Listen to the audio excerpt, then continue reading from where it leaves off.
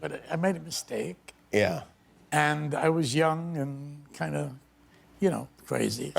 Everyone thinks they know Al Pacino. The rage, the intensity, the voice that could fill a stadium or drop to a whisper and somehow do more damage that way. Scarface, The Godfather, Serpico. A man who spent 50 years playing characters who wanted everything and destroyed themselves trying to get it. But here is what almost nobody talks about. The greatest love story of Al Pacino's life was not on any screen. It was real. It was decades long. It started when they were both nobody, and it never, not truly, not completely, ended. Her name was Diane Keaton, and she is the one woman he could never fully commit to, and still, somehow, managed to lose. To understand what happened between them, you first have to understand what Al Pacino was running from, long before fame ever gave him somewhere to run to. Alfred James Pacino was born on April 25, 1940, in the East Harlem neighborhood of Manhattan.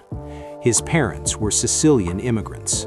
His father, Sal, left when Al was 2 years old. 2 years old. Before memory, before language, before a child has any framework for understanding what abandonment even means, only that someone was there and then they weren't. His mother, Rose, couldn't manage on her own. She moved them in with her parents in the South Bronx, and that apartment, cramped, loud, alive, became the entire world of his childhood. His grandparents spoke almost no English. His mother struggled with mental illness that would deepen as the years went on. The stability that other children seem to have, the kind you don't notice until it's gone, he never had it. But there was one thing that gave him somewhere to put all of it: performance. He would stand in the kitchen and act out scenes he'd seen in movies, full characters, different voices. He'd do it for his grandparents, who couldn't understand a word but clapped anyway. And something about that, the applause from people who loved him regardless, the temporary disappearance into someone else's life, that became the most reliable feeling he knew. He dropped out of school at 17, not because he was careless, because he was desperate. Desperate to act, to train, to become something that had a shape and a name. He worked whatever jobs kept him alive: messenger, janitor, building superintendent, and used every dollar he could scrape together to take acting classes at night. He was rejected from the actor's studio the first time he auditioned. He auditioned again. He got in. And the man who emerged from that training was not someone easily loved. He was consuming, total, driven by something that looked from the outside like ambition, but felt from the inside like survival. Acting wasn't a career for Al Pacino. It was the only place he had ever felt completely real. That kind of person is magnetic, and that kind of person is extraordinarily difficult to build a life with. In 1969, he got his first significant stage role. The reviews were extraordinary. Hollywood noticed.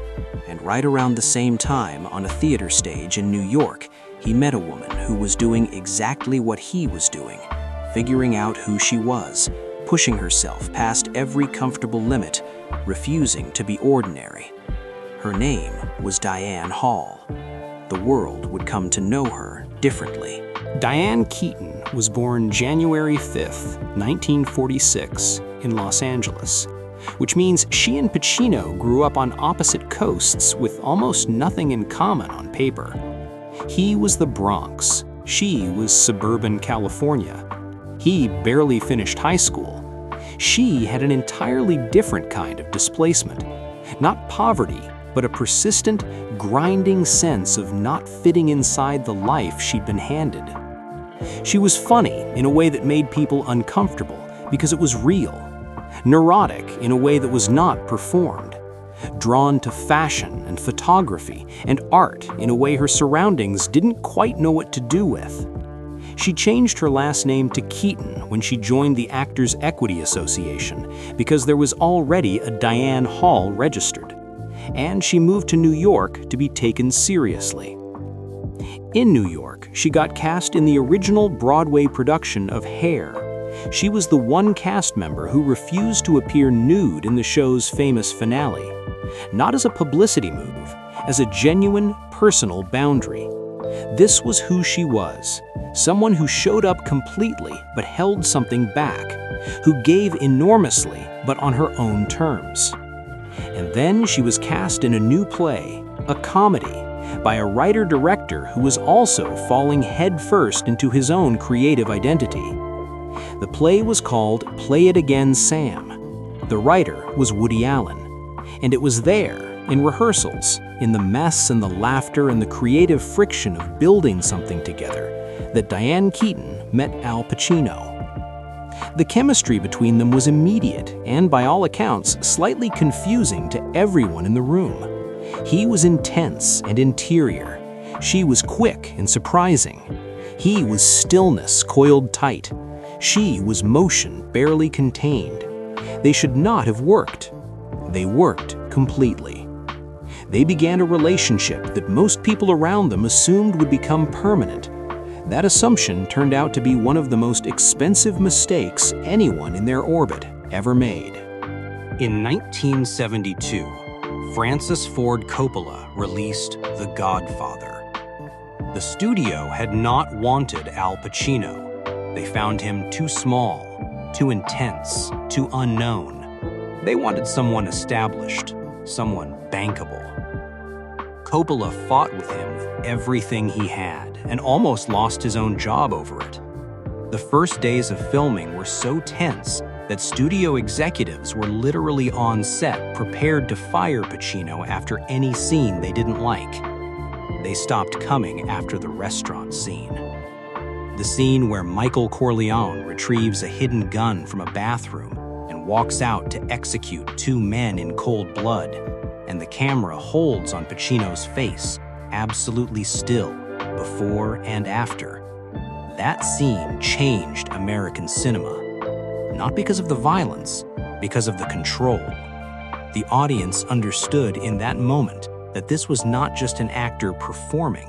This was someone channeling something completely authentic. The Godfather was not just a hit, it was a phenomenon. Al Pacino became, almost overnight, one of the most talked about actors on the planet. And here is where the story between him and Diane becomes something much more complicated. Because fame does not arrive gently. It does not knock and wait to be invited in.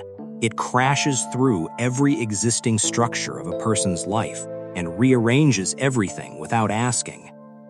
The man Diane had fallen in love with in theater rehearsals was present, available, hungry in a focused and specific way. The man who emerged from The Godfather's success was pulled in 10,000 directions simultaneously. Here is what their relationship actually looked like, stripped of the mythology. They were together, seriously, through the early 1970s. Then they separated. Then they remained close, extraordinarily close, in ways that confused everyone around them, including, at times, themselves. Diane was cast as Kay Adams in The Godfather. She appeared in The Godfather Part 2. Their professional lives were tangled into their personal ones in a way that made clean endings impossible. And Pacino, meanwhile, was incapable of staying. Not because he didn't want to, because some part of him, the part shaped in that East Harlem apartment, the part that watched his father simply not be there, had never fully learned how. He has admitted this in interviews, in his memoir, in the careful and painful way that people admit things they spent decades not wanting to see. He wanted permanence. He pursued women who offered it. He could not sustain it. There were others, Martha Keller, Tuesday Weld, a 20-year relationship with actress Jan Tarrant that produced his daughter Julie, a long relationship with actress Beverly D'Angelo that produced twins Anton and Olivia. But Diane was different. Diane was always different. She never had his children. She never wore his ring. And yet she was, by almost every measure, the most enduring relationship of his life. In 2022, he published his memoir. It is called Sonny Boy. And when he writes about Diane Keaton, the language changes. The careful distance he maintains around most subjects drops. He writes about her with something that reads less like nostalgia and more like grief. Not for a lost relationship, for a lost possibility. Al Pacino is in his mid-80s now. He has 3 children he loves and has spoken about with genuine warmth. He has work that spans 5 decades and includes performances that will be studied for as long as film is studied. He has been, since 2022, in a relationship with a woman named Noor Al-Fallah, who is 54 years younger than him. Diane Keaton understood this about him. She has essentially said so in different ways across different interviews across different decades, and her understanding of it, her refusal to villainize him for it, is one of the most generous things one person has ever publicly offered another.